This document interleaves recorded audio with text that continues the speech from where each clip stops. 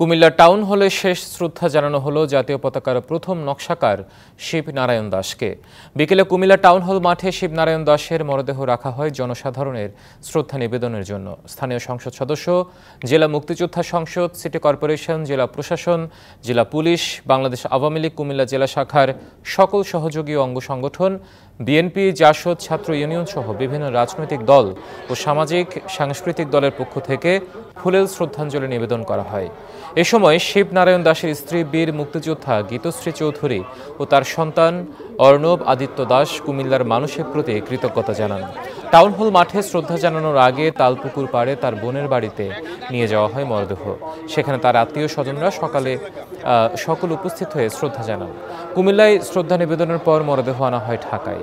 শিবনারায়ণ দাসের মরদেহ দান করা হয়েছে মেডিকেল শিক্ষার্থীদের জন্য। 1, 2, 3 ঢাকায় জমি জিতে নিন 100% ক্যাশব্যাক সহ 20 কোটি টাকার পুরস্কার।